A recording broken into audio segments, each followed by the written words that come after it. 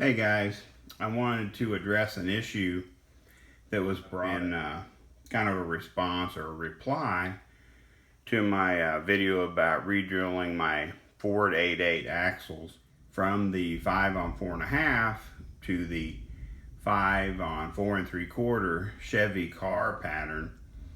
And someone had asked in the comments, does that mean you're going to have to drill out your rotors too?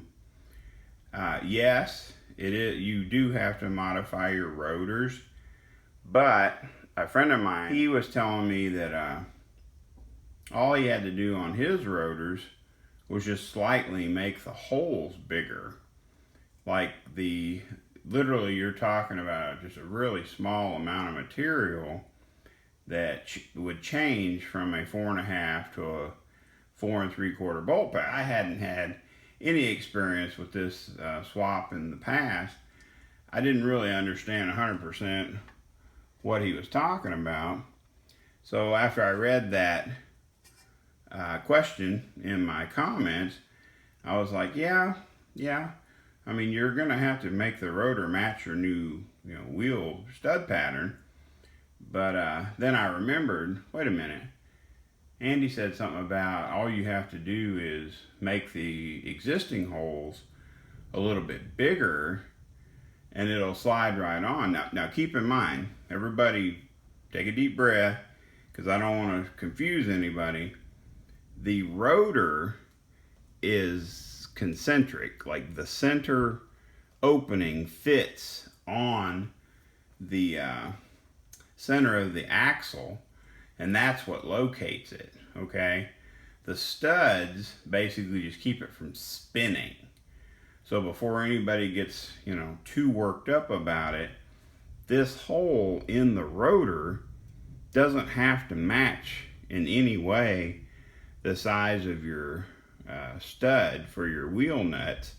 It just has to allow it to pass through because it'll be centered here, and then it'll just by nature you can rotate it or whatever you need to do, because once you tighten all your lug nuts down, that rotor is basically pinched or sandwiched in between the back of the rim and the face of the axle flange, so it's not going to go anywhere anyway. But if it made you feel better, you could always rotate that rotor to where it stopped on the studs before you tightened your lug nuts or whatever. But once you, like I said, once you tighten all your 5 lug nuts, that thing's going to be compressed under so much pressure, it's not going to be able to slide or move or do anything anyway, and it's going to spin true because, like I said, it's centered and it's concentric from the center of the axle shaft. So first of all, when you want to do this modification, you have to screw this thing to the work surface. Now, if you have a big enough vise, you could always flip it upside down and try to drill it from the back side with the top hat, what they call the top hat portion of this rotor, in upside down in a large, it had to be a really large vise.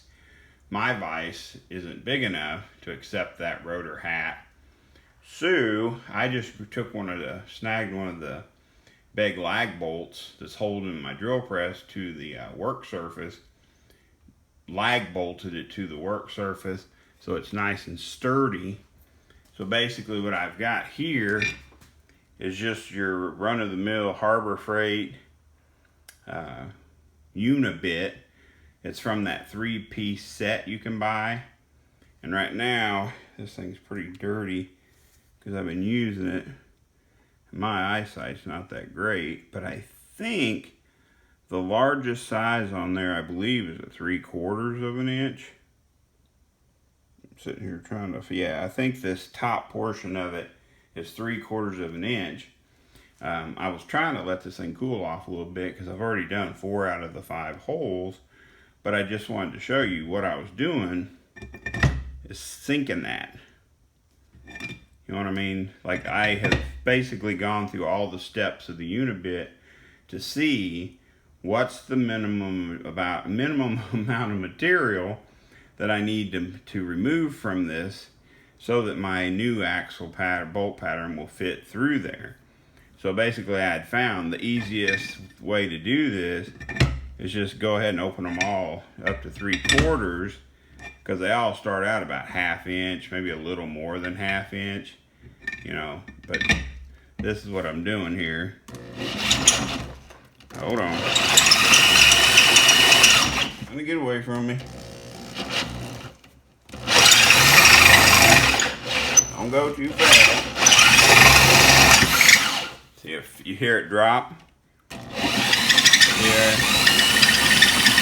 That hole is open. Now I'm gonna let this thing cool down absolutely completely before I bolt down and start doing the second rotor.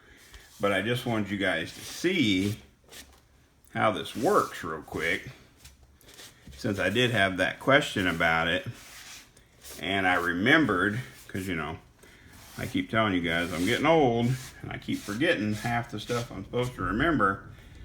But pardon the noise, hold on. There we go. So now we'll just pull that lag bolt out, move this thing over away from this light just a hair. Let me grab an axle real quick.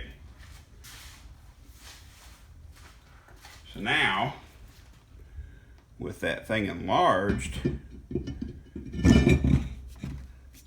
fits right on. And like, remember what I said, the center, ooh, this thing's heavy. The center of that axle shaft is what centers the rotor. So basically, just by using a cheap Harbor Freight uni-bit, you're able to modify your rotors to match your Chevy 5 on 4 3/4 pattern. So that's done. One more thing to check off the list. Thought I'd share that little tip with you guys, that you don't have to go through all of this junk trying to locate that on a hole that's bigger than, because what happens is this hole in this purple thing is slightly larger than the hole in this rotor hat, so it'll be a pain in the neck to add 5 more new holes. Just modify the ones that are there, throw them on there, bolt them down, and run the thing. So thank you, Andy, for that tip. I'm glad I remembered it, because I was just sitting here trying to run through my checklist of everything I need to do before I try to throw that rear end back in the Blazer, and finally dawned on me there's a simple way to do this, and I'm going to share it with everybody on YouTube. So remember, take those bolt holes, open them up to 3/4 of an inch, and your Chevy bolt pattern will fall right on in them holes. I appreciate you guys watching.